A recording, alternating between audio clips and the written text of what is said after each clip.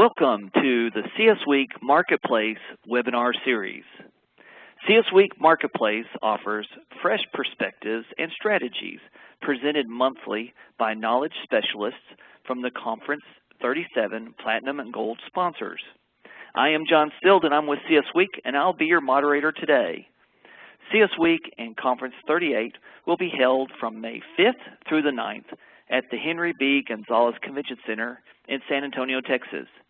Registration is now available online at www.csweek.org. This program will be recorded and available for playback, as are our other archived presentations found under the Educational Venue Third Tuesday link on our website. Today's program is focusing on core operations, maximizing value through managed services. Attendees are encouraged to upload questions in the Q&A panel as they arise. However, all questions will be held until after the presentation for the Q&A segment. Please address your questions to the All icon and not just the speaker. Today, we are pleased to have Bobby Roberts with the Texas New Mexico Power and Bryan Seal with Itron joining us today. Bobby Roberts is the Manager of Advanced Metering Systems at Texas New Mexico Power. He has more than 20 years of IT implementation experience with 6 years in the utility industry. His current responsibilities include the oversight of all deployment activities, including the Smart Grid Cellular Solution, back office implementation, and vendor management. Bryan Seal is a Senior Manager of North American Solutions Marketing for Itron, with focus on the public power market. Seal is a 32-year veteran of the utility arena, having started his career at Mississippi Power Company, Southern Company, and working 23 years in areas of distribution, engineering, substation maintenance, load research, power quality, electricity metering, and metering communications. Gentlemen, we are glad to have you on our webinar, and I'm going to toss the ball to Bryan. Well, good morning, all. I hope everybody's had a pleasant day so far.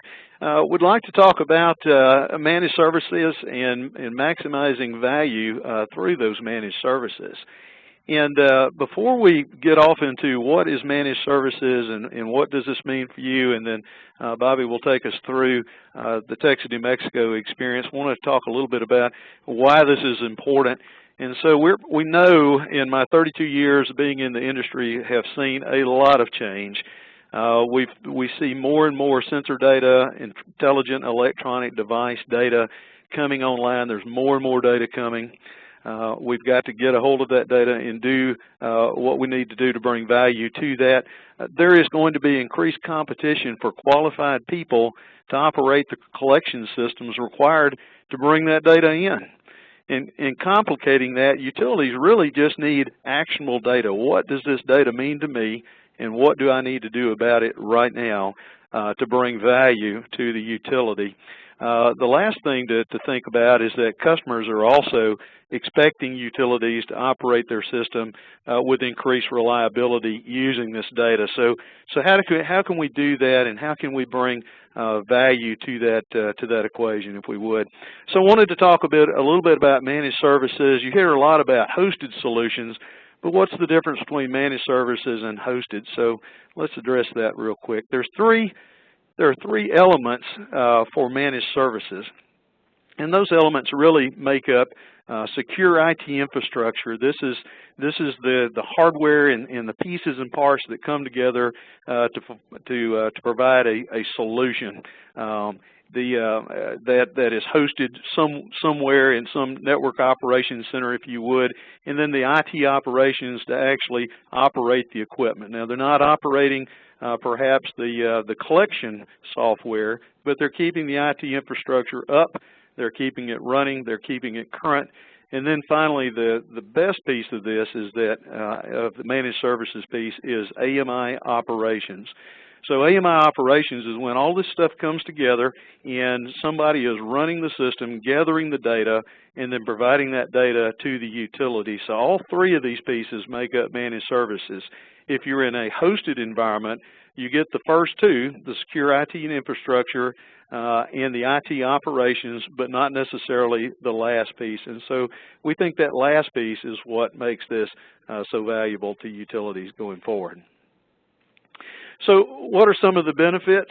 Obviously, some of the benefits are that it allows utilities to participate in AMI smart grid without a large upfront cost. Typically, what we're seeing is that you don't have to buy the infrastructure, you don't have to set it up, you don't have to have somebody to staff and run it. Really what you're doing is you buy the equipment, or there may be some sort of lease or something with regard to getting the equipment on the endpoints.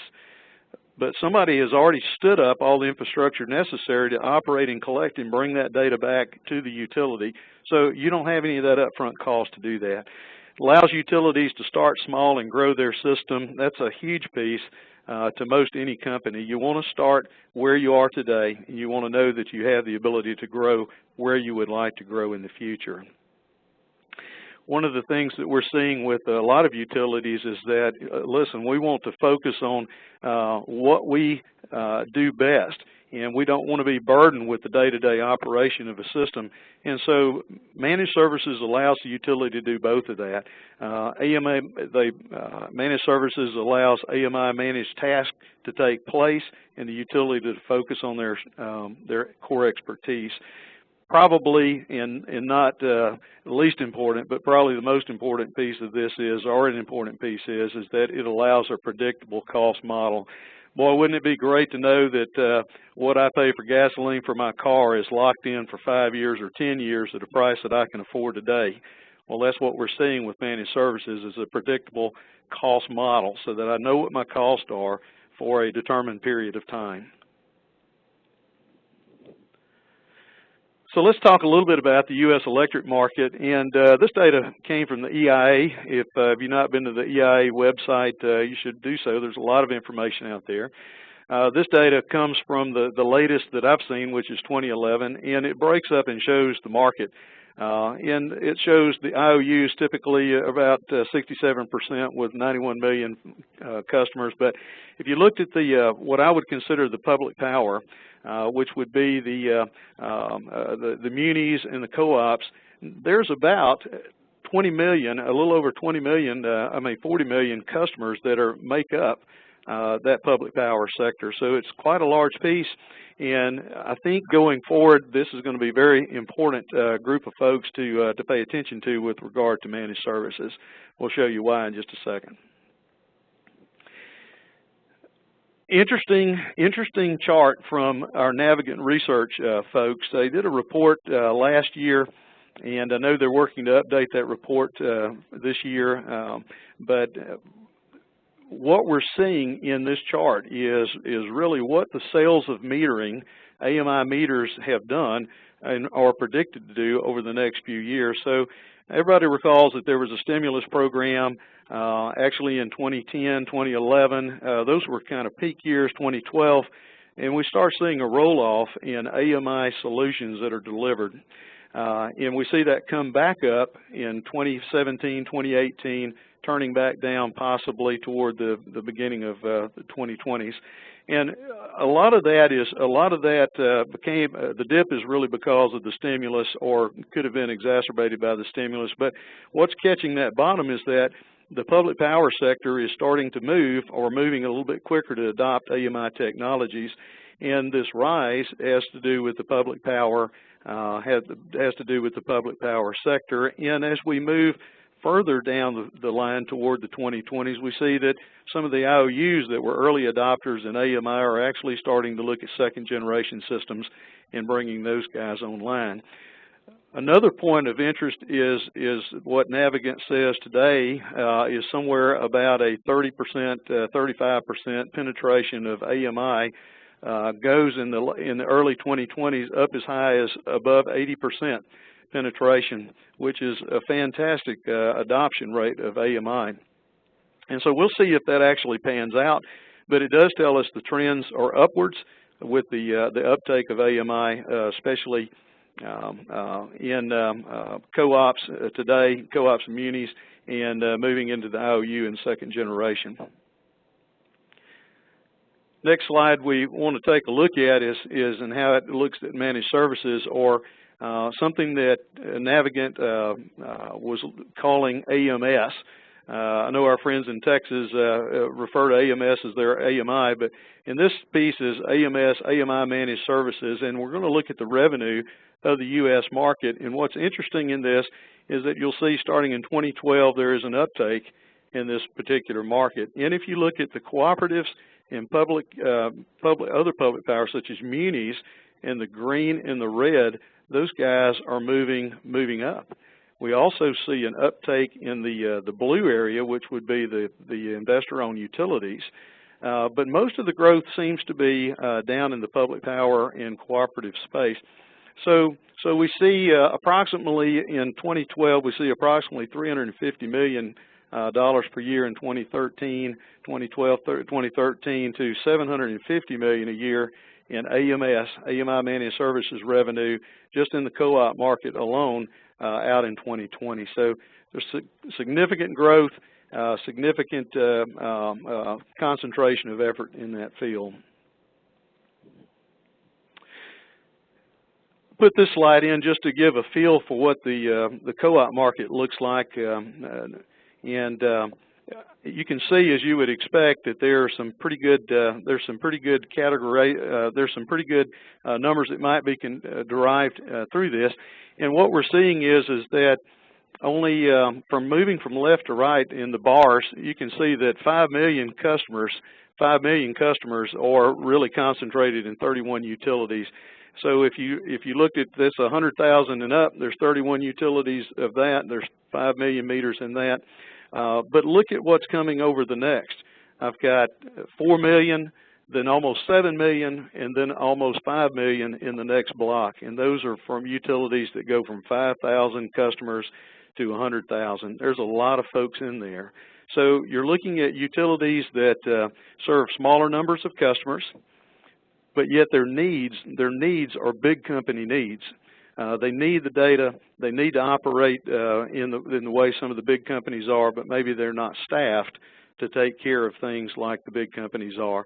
And so how can smaller companies leverage the technology and the knowledge of some of the managed service providers to give me that big company data that I need to operate? And we think that that's in the managed services piece, obviously. So I'm always asked, buy versus own. What's the comparison? Well, in our case, or in a case, you can see. Let's take a quick look at this. So typically, if you were to buy a system, somebody to come stand it up, take a look at it. A lot of your costs come in the first year. As we look at this, the blue line is the customer-owned system, where you do a traditional buy it, build it, deploy it type thing, versus the managed services line, where really the system is already stood up. You're subscribing now to that system. You're paying maybe some setup fees, professional services fees to get those meters up and online. And in this particular comparison, the assumption is a utility that has 50,000 meters. We're going to say, listen, they're going to install all of those in a year. It could be more than a year, but that is going to actually drive the installation cost, or it could drive the cost of the blue line up, actually. So I think the 1 year is actually a little bit better for the buy side. And it also has the managed services fees come online at the time the meter is installed. Typically you have two operators per utility, 1 to 2, so that's in there, and that there's some part-time IT support thrown in there. So let's walk through the model and see what we have here. So we have the initial head-in software, hardware set up, all the licensing fees and things within the buy versus own model, and of course with the so maybe that title's a bit wrong, but this with the managed services, we start out with the professional services fee to bring those up, and you may notice there's a little bit of an uptick Those are professional services fees, but you see that since none of the meters, or very few of the meters, are actually installed at this time, the costs are low. And then as the meters come online, the cost is very steady throughout the next 10 years. What's the bump out here on the blue line? Well, the bump out on the blue line is there's a hardware refresh that somebody's going to have to do it somewhere on the head-end hardware piece. So servers are going to need to be replaced, updated. Our assumptions are that that maybe is happening in year 5, and that's good through year 10. Some other models say that, well, maybe that needs to happen in year 4 and then again in year 8. Wanted to be very conservative with this and say, listen, we're going to do it in year 5 and let that go. So you can see that in the end, you've got a large upfront cost. Yes, the system can be operated about the same amount of money, but in this next slide here, you'll see that that initial acquisition cost is never overcome by savings in operating cost in a buy versus own, a managed services versus owning comparison. So anyway, I hope that's been helpful. I think that at this point, I'm probably getting close to time. I do want to we'll be taking questions for this, but I want to turn it on over to Bobby at this time. Thanks, Bryan. Advance here. So I wanted to start with a little bit about Texas New Mexico Power and what our service territory looks like. You know, we're kind of scattered throughout the Texas area. We don't really have service territory in New Mexico anymore. That was absorbed by our parent company, PNM Resources. We did keep the name. We have about 350 employees scattered throughout our service territory in about 20 communities. You know, we have approximately 9,000 miles of electric lines, 323 circuits, and about 100 substations. So as Bryan was indicating earlier, we are a small utility. Probably look like a lot of you guys in terms of size and structure. Our Gulf Coast service territory is our most dense. We have about 224 meters per square mile, largely suburban. It also represents about 60% of TNMP load. Our North Texas area includes Lewisville, which is a suburb of Dallas. Lewisville alone is about 800 meters per square mile. The remainder of North Texas is about 25. So it's a pretty aggregated. It's a pretty dense service territory, largely rural. Largely urban. I'm sorry. Some rural. Our West Texas areas, you can start to see the shift here from suburban to rural. Our West Texas area is largely rural. It's very sparsely populated, a lot of square miles, and not a lot of customers. So again, if you're in a small utility, you may have some areas that look similar. And then our Central Texas area, again, similar characteristics to the west, a little more dense, and it has 32 meters per square mile on average, predominantly rural.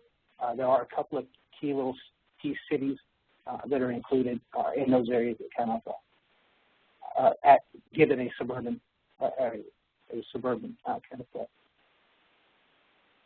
So within TNMP, our AMI infrastructure looks like this at about a 50,000-foot view. This is probably a very common perspective or look that you guys have seen. We've got customers that are able to access their 15-minute interval data by way of the Smart Meter Texas portal. If you're familiar with the Texas market, the 4 major TDSPs, which is TNMP, AEP, CenterPoint, and Encore, have a consortium to produce and support the Smart Meter Texas portal. It basically gives customers access to their usage. It doesn't have pricing information, but it allows them to model and see their consumption in 15-minute increments. TNMP feeds that information from our back office systems, our MDM, which is also an Itron product. There's a lot of good MDMS systems out there, but ours happens to be Itron. We have a couple of other components to make up that back office portfolio, complex billing engine, our CIS system. Of course, we use TIDCO for integration. Itron currently hosts and manages our head-end system. What might make this system look a little different than some of yours is that it's an all-cellular solution. We use AT&T for the backhaul currently. Our smart meters are produced by Itron, but they're manufactured by GE, so it's a partnership. We do have some Elster meters in our portfolio for C&I customers. And then we have Zigbee interfaced into the homes for customers that choose like IHCs or PCTs if you're familiar with those kind of technologies, and then of course smart appliances. So this is an overview of the landscape of our AMI. The piece that Itron takes care of for us and basically provides the hosting, the managed services, and the total solution around is the head-end system to the home. Basically, the output for us is a set of files that come to us on a daily basis and some integration points. But the actual data collection efforts, working with AT&T, our network carrier, the meter, and all the communications required are provided by Itron. So if you look at managed services, to Bryan's point earlier, when you look at managed services, it's much more than hosting or a cloud solution.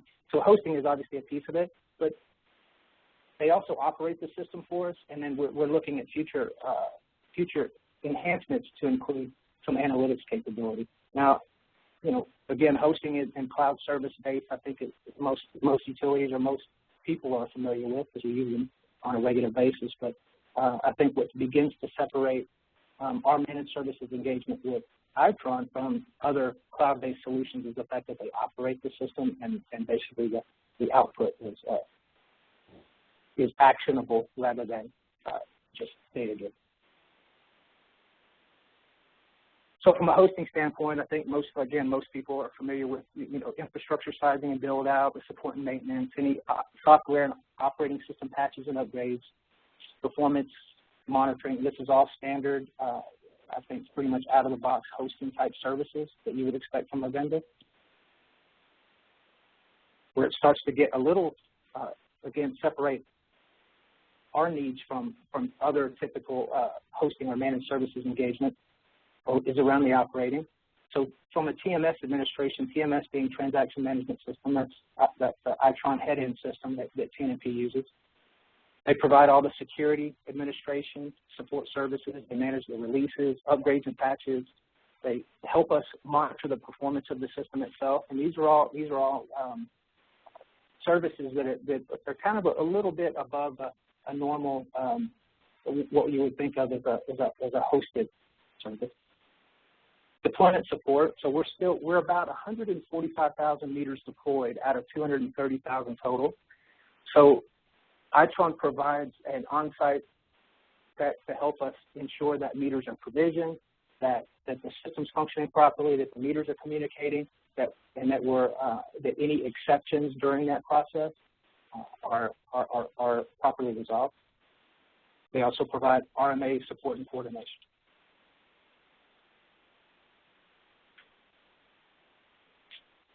The meter data collection is, obviously if you have an AMI system, you understand the schedules. The meter pushes data, or the head-end system collecting data. There's a lot of fallout that occurs during those processes.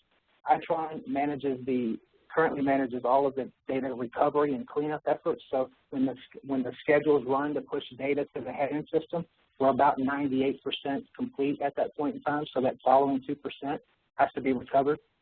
Itron technicians manage that recovery throughout the day. We also have gap fill processing that occurs. So as we evaluate the data in our MDM system, looking for gaps in interval data or gaps in day periods, Itron helps us to recover that data. They also help us manage the alarms and events that are triggered during the day. Firmware management. This is, obviously the meter running software. If you have an AMI system, you understand that changes are pretty regular. So making sure that the meters have the proper firmware versions, that security patches are pushed down as appropriate, doing all the testing and release management These are other areas that we look to Itron to provide that support. Reporting and management of the meter alarms. On a daily basis, we expect about 0.5% of our meters to not communicate for one reason or another. It's a rotating. I mean, if you've had AMI systems, you're familiar that just some days you're not going to get them all. Itron helps us to manage those non-com meters and take appropriate response once we've identified meters that need further attention. And then they help us manage the relationship with our network provider, ATM. So as we look to analytics as the next kind of phase, and again, this is an area that is new to us, and we haven't really, having this big data and all this capability, we didn't build the system with the intent of providing analytical capability. We built the system in order to satisfy our needs around operational efficiencies, and network stability. One of the areas that we're beginning to pay particular attention to is around analytics and understanding how to take that data and better manage our network and be better stewards of the asset. We've kind of taken, again, we're in our early stages of analytics. We've kind of taken a 4-stage approach. We're looking at first outage and restoration pre-processing and trying to understand how we can not inundate our outage management system with noise from the meters. We're looking at revenue protection, asset visibility and management, and then event correlation and trending. So revenue protection, I think, I've sat in a few conferences here recently, and it's a pretty hot topic in terms of can just a case be made for AMI on revenue protection alone? At TNMP, we're not seeing significant increases in fees recovered, but what we are seeing is a shortened time frame by which we're detecting the outage. So if you look at an analog, if you look at a case where tamper with an analog meter, the average lifespan for those guys were about 13 months. It required a visual observation by a meter reader or another TNMP technician in order to take action. With AMI, we're able to detect and resolve those tamper cases within a week of the occurrence. So even though the fees, even so from a cost standpoint, we're not seeing a significant advantage, we are seeing a shortened duration and better stability on our network. Asset visibility and management is we're calling kind of a phase 3 approach to analytics. As more and more meters are deployed, we're looking at, we have 2G meters, we have 3G meters, we have multiple versions of firmware, we have multiple versions of the head-end system, multiple versions of the hardware itself that's being deployed. So as these elements continue to evolve, we need a method to be able to better track and manage the transition. It's kind of like an automaker when they issue a recall. At some point in time, you have to be able to say these particular meters or these particular premises will be affected by a meter accuracy issue or a meter reliability issue. Managing the evolution of those firmwares and hardwares is something that we don't. It's not currently built into the head-end system, and so we're doing separate. The last item is around event correlation and trending. Again, this is back to understanding what all elements are changing and understanding how some of those changing elements may drive meter accuracy issues or meter stability issues. So if at some point in time we learn that a particular series of patterns or a particular pattern of alarms or events result in a meter failure or a meter accuracy issue, we're able to predict what what the impact of those might be. Again, on any given day, we expect about 0.5% of meters to not communicate. We also are seeing roughly 0.01% of our meters fail on a daily basis. So being able to correlate events and trend those events may give us better insight. It's not a problem if we have to replace 50 failed meters on a given day, but if that 50 turned into 500 or 5,000, it could be an issue. So being able to take events, trend them, correlate them, gives us the ability to predict and better manage that. Here's just a couple of sample revenue protection use cases that we're looking at for some of our early stage analytics. There are meter-based cases and interval data-based cases. A meter-based use case would be any time that a meter removal event occurred and there's not a corresponding service order. So in this case, you know, a customer has pulled a meter off the wall, which resulted in a tamper event with a meter with a power outage. The meter was reinstalled. Our assumption is if it wasn't one of our techs doing it, then there may be theft involved or some type of diversion. Itron is currently providing not just the data to support this, but in our future engagement, they will be providing the actual analyst. It's not TNMP's intent to receive, 500 alarms in a given day that may indicate tamper, but rather have the Itron analyst pre-process that information, give us data that maybe if the meter's not incurring any other issues and those types of things, be able to factor out and give us an actionable plan to address it. We're looking at RC DC bypass attempts and then optical port. Now, again, the key differentiator here is Itron is providing an analyst as well as the data itself.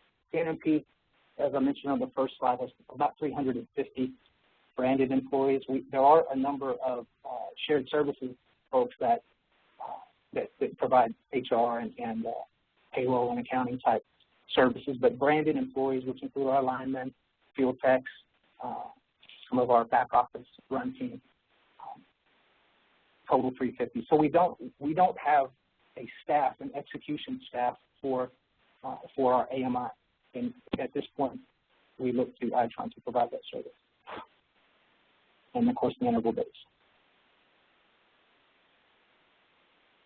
Some of the reliability use cases that we also are factoring into our early stages of analysis, just performance and reliability anomalies. This is where we're receiving data that may indicate something, may not indicate something. It's kind of the trouble, the check engine light on your car. May not always mean you got to pull over to the side of the road, but it could. And having the experts at Itron be able to assess that and give us guidance is critical to our management and operation. Power outage is not consistent across a transformer. This is where we start to look at across some of the very basic analysis around our TNMP's network to look for anomalies that may cause us to look further upstream than just the meter or just that localized service. Some of the interval database use cases that we're also looking at are again focused on bringing together meter data with alarm data and interval data and making certain that we're making accurate assumptions. And then of course peak demand, receiving transformer specs. So these are some of the basic use cases. I think as we continue to learn more and evolve, we will grow. TNMP we did not justify our AMI for reliability purposes. It was part of a push by the Texas market to encourage customers to conserve. And then look for operational efficiencies within our organization. He did not justify this as a revenue protection vehicle or as a network stability vehicle. However, as we continue to deploy, we're looking further for additional ways to cut into those. And Itron has been partnering with us to help to develop that, leverage their expertise from other customers, and move in that direction. So I think that just about concludes what I have. If there's any questions, I think. All right. Well, what an informative presentation. I want to thank both Bobby and Bryan for bringing us this information to our webinar. I do have a number of questions that have come in during your presentation, and I'm just going to throw it out there and then let you both answer. Okay. The first question would be, how significant do you think managed services solutions like what Texas New Mexico Power has implemented will impact IOUs? Well, I think, hey, this is Bryan. So I think that's a great question. I think obviously Texas New Mexico is an IOU, and I think that they early on recognized the value of managed services. I think as human resources become more and more scarce, qualified human resources become more and more scarce, you're going to see some of the investor-owns that have already that are running their system today. We're going to see those guys reevaluate, and maybe in the second round or second generation AMI roles, you may see those guys farm this out to managed services as well, so they can really focus on what their core is. That's what it looks like from my seat. Bobby, any thoughts from you? You know, I agree, Bryan. I think, you know, there are a lot of, you know, I talk with other municipal munis and co-ops that are comparable size or in a lot of cases smaller, and they all have interest in AMI business case.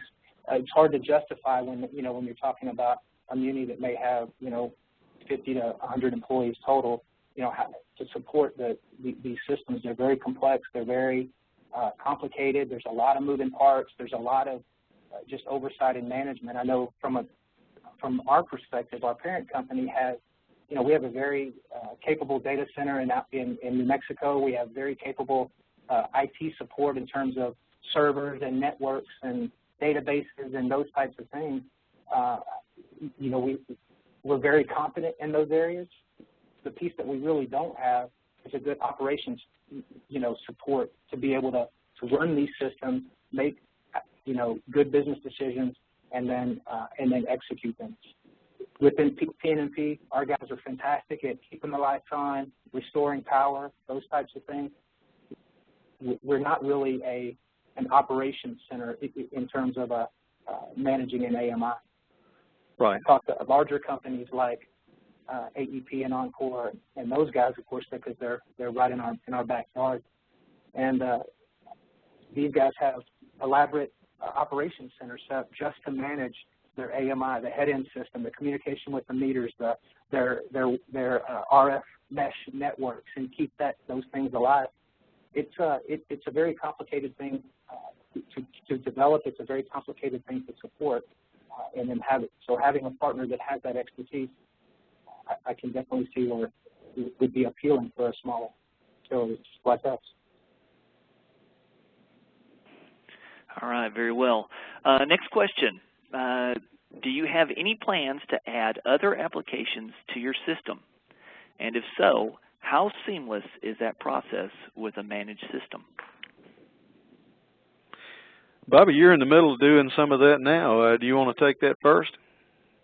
Sure. So the diagram that I displayed earlier, it definitely shows a hybrid approach. We are supporting some of our back office components like the meter data management system internally, and then we have the head-end system, of course, outsourced. You know, we haven't. I'm not stating a direction, but we have kind of tossed around what it would look like if we moved bits and pieces of that towards an outsourced, you know, model. And then we've also looked at what if we brought some of those pieces back in.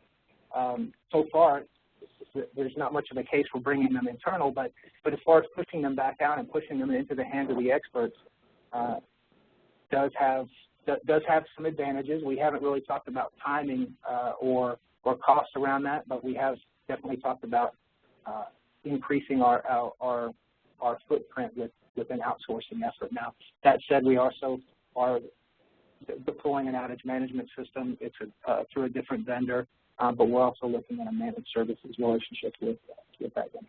So John, just my take on this, Brian, is that yes, absolutely, our desire is to be able to add and layer in applications, and I think a lot of folks had the same idea, and make that seamless. And really, what we want to do at Itron is to allow the customer to have a core set of solutions that is going to be common to everybody. Everybody's going to have data collected, and you're going to want interval data and some alarms and things like that. But beyond that, start layering on. Maybe I need MDM functionality that to maybe use time-based rates derived from interval data. Maybe I need some sort of metrics around that for billing. Perhaps I need analytics. It may be certain parts of it, or even customer portal. So the desire is to be able to start with some particular core piece and allow customers, and I think this is going to be common across anybody serving in this industry, is to be able to add on those pieces seamlessly as the customer, the utility desires to use them. Okay, very good. Next question, guys. What were the most immediate operational efficiencies Texas New Mexico saw once the system was implemented? Well, obviously, the use of that automated infrastructure for remote connects and disconnects, like move-ins and move-outs and turn on and turn off. So, I mean, we saw immediate impacts on that. We've cut about 80,000 truck rolls a month out of a year out of our from just the use of that automated infrastructure. We can also help customers by providing that data on a regular basis. So we're hoping that of course the hope is that customers will having more information available to them will make better decisions around energy consumption and their usage behavior. So we hope to see some relief there on the network itself. But again, the most immediate need was just not having to roll trucks for complete routine service order. So hey, Bobby, let me pitch in here, because I remember some of the early days when we were doing the roll there at Texas New Mexico is not only the disconnect reconnect, but the ability to see somebody tampering with the meter. I know that there was one occasion where saw the tamper, had an adjacent utility member trying to help his neighbor actually take the boots off of a meter. Had never seen a disconnect under the hood of a meter. You remember that, Bobby? And I think TNMP guys rolled up on him while they were still trying to figure out this meter with a disconnect in it. So tamper and eliminating truck rolls is for disconnect reconnects huge piece. And there's one additional piece that I think we didn't give enough credit to early on, and that was just putting eyes. I mean, it's one of the few times in our company's history that we've gone through and pulled every meter and had a chance to inspect the meter, the meter can, and it's just there's some value in that. You find a lot of things. We found loose lugs that in some meter cans that at some point could have prevented a customer's house fire or something. We found we of course found a lot of tamper, and then we found some odds and ends things that you would never find going out on a monthly basis with a meter reader and just reading meters. Okay. Next question. Have you done any metrics or evaluation of cost savings as a result of having managed system? So we haven't done a tremendous amount of just metrics around cost savings related to managed services. What we have been able to determine is that the skill sets are so complicated and complex. Just being able to put our hands on the skill set required to operate some of these systems was a pretty daunting task. I mean, just looking for a couple of analysts, for example, on-site analysts, has been tough. That have the skill sets needed to support these emerging technologies. Maybe in 5 or 10 years, as these technologies are more proliferated, and maybe the skill sets will be more widely available. But at this point in time, we don't really have a good set of metrics, but I'm not sure that I could actually pull together enough metrics to paint the story about just the skill set shortage. So John, let me pitch in and maybe pivot just a little bit on this. Is that as we're looking at metrics, one of the things that we're seeing utilities struggle with is they've got a variety of choice, and in what we see is perhaps maybe a little of apples versus orange comparison. There again, we're talking about a fully managed services versus a hosted. Managed services is where Itron or others would tweak the knobs, if you would, for the utility customer, and versus the utility customer having to operate the system themselves, even though it's in a cloud somewhere. So, beyond that, a utility should be asking who's doing what, who is maintaining the system, what are my communications costs, how are those rolling into that, and how do those play into it? I think Bobby pointed on a huge piece just a minute ago is who and how do you account for in maybe an RFP with regard to who is actually doing the system maintenance, the system revisions on software, hardware, and when is that done? Who is doing the endpoint firmware updates and pieces? So, you need to be sure as you're looking at these systems, who is responsible for what, and then coming up with strategies to normalize those across the offerings so that you can understand what that value brings to you. Obviously, we're proud of what we've been able to do with TNMP. Very good, very good. All right, another question that has just popped up. With remote disconnects, can your customer service folks utilize this capacity through your CIS system? So the answer is yes, but we don't. So in the Texas market is deregulated. So if you're familiar with the deregulated market, the generators are separate from the TDSPs, the lines and wires companies, and then there's retail providers that kind of own that customer interface. TNMP is a TDSP in the sense that we just deliver the electricity. So we do own the meter. We do own the service to the meter. So a retail provider will send to TNMP a turn on or turn off or disconnect and reconnect, however you want to term that, via EDI or electronic. So basically just a electronic transaction to turn that on or off. It processes through our CIS, goes across the head-end system at Itron out to the meter and turns the meter off. So yes, but our customer service folks don't do that. Our system does it, but our folks don't do that. The retail provider customer service folks provide that capability. Okay, very good. All right, well, looking at our hour, we are nearing the top of the hour, and I want to be respectful of everyone's time that's on our webinar, and we want to go ahead and conclude. If your question was not answered, or if you have a question that you think of later, please email Lisa Collins with the CS Week office, and we'll forward that question on to our presenters and get an answer for you. And so at this time, we want to conclude our webinar, and we thank our two presenters. We want to thank Bobby Roberts with the Texas New Mexico Power and Bryan Seal with Itron. You guys did a wonderful job, and we want to thank you for being on our webinar today. This concludes our webinar. Thank you.